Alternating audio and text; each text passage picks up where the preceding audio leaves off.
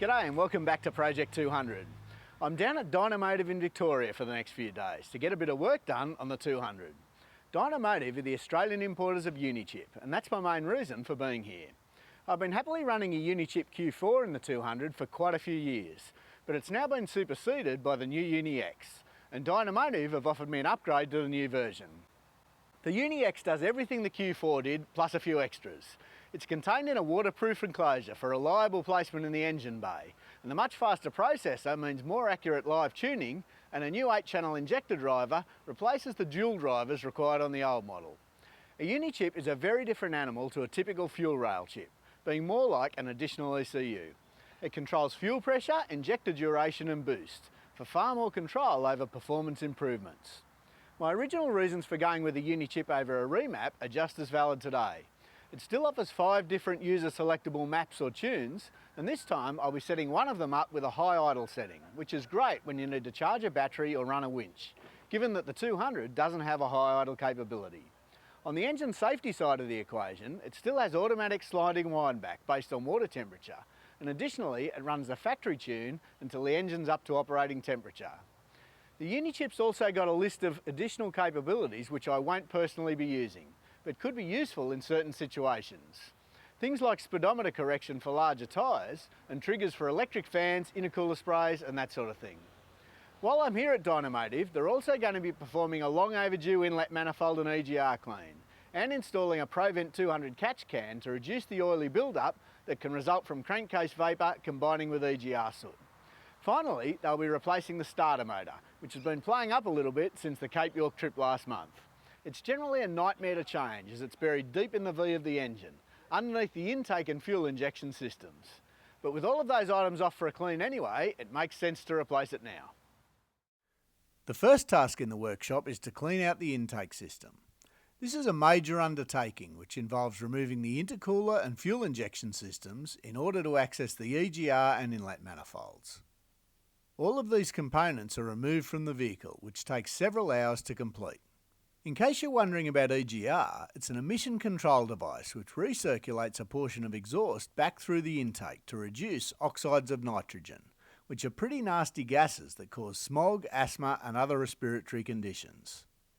It is possible to deactivate the EGR system, but doing so is illegal and attracts the same fine as removing a DPF, which is up to $250,000 in New South Wales, so that's a pretty big disincentive.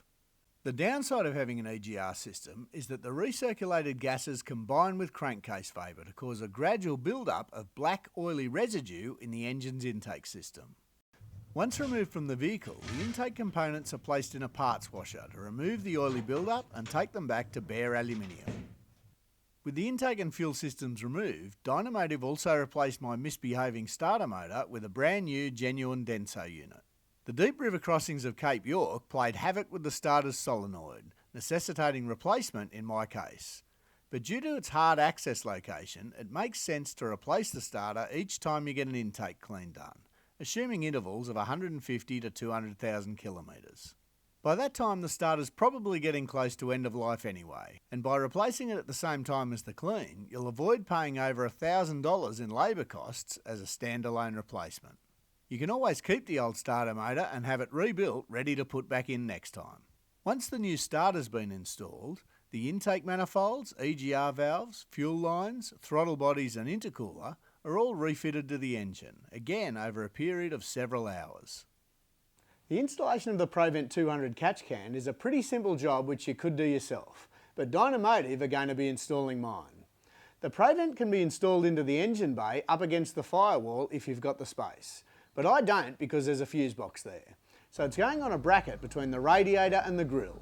The vapour lines then run through the radiator support panel up to the valve cover, while the drain line runs down through the front bash plate. Now it's finally time to install the new Uni-X ECU. Unlike obsolete rail chips which only plug into the fuel rail sensor, the Uni-X loom plugs into both sockets of the factory ECU, so it can have full control over fuel pressure, injector timing and boost, while also intercepting sensors like throttle position and water temperature. The unit's very well sealed, so I'm having it installed in the engine bay rather than behind the glove box where the old Q4 was positioned. When it's first installed, the Uni-X just has basic maps so the engine will run. The 200's then taken into the dyno room and a computer plugged into the programming port of the Uni-X. The 5 preset maps can then be individually custom tuned on the dyno, with power, torque and air-fuel ratios monitored during the runs. The operator can adjust results by making changes to the tables covering fuel pressure, injector timing, duration and boost via the VNT controllers. Alright, so another advantage of the live tuning, this customer wants a high idle, wants 1000 RPM, so just as easy as seeing what numbers we want very easily, 1000 RPM, hit our insert button and all that data's saved. So it just takes all the guesswork out of it and a lot more time efficient. My 200 spent almost an hour on the dyno getting all the maps just right. The ability to live tune is one of the key advantages of a Uni-chip over a remap. Before the Uni-X upgrade, I'd been running the Uni-chip Q4 for 3 years on the 200. Fantastic performance and not a single problem in that time. It's now been about 4 months since I returned from Dynomotive, and I'm happy to say that the performance of the 200 seems pretty much unchanged. There has been a slight improvement in fuel economy, and the gradual increase I'd seen in exhaust soot has now disappeared. Whether these two improvements are due to the improved Uni-X tune, the intake clean, or a combination of both, I can't say for certain. Now, there's always a lot of debate over rail chips, remaps and additional ECUs like the Uni-chip. It's absolutely true that the Uni-X didn't cost me anything, but I've also been offered free remaps and rail chips over the years, and the Uni-chip remains my preferred option. It's far more advanced than a rail chip and offers all the performance of a remap plus the flexibility of different settings and additional features, like the high idle map, for example. Plus, it's got additional engine safety features over both of them. The intake clean is something I'd long been planning to do myself, but now that I've witnessed just how much of a painful job it is to do, I'd suggest that you get yours done professionally. The blokes from Dynomotive did a better job than I could have done, using a chemical parts washer to remove all traces of black goo from the intake system. Hopefully, the installation of the catch can will reduce the level of build-up in the future, and I do plan on getting the intake cleaned again after another 140,000 kilometres or so I can compare how much of a difference it actually makes. I hope you enjoyed this video.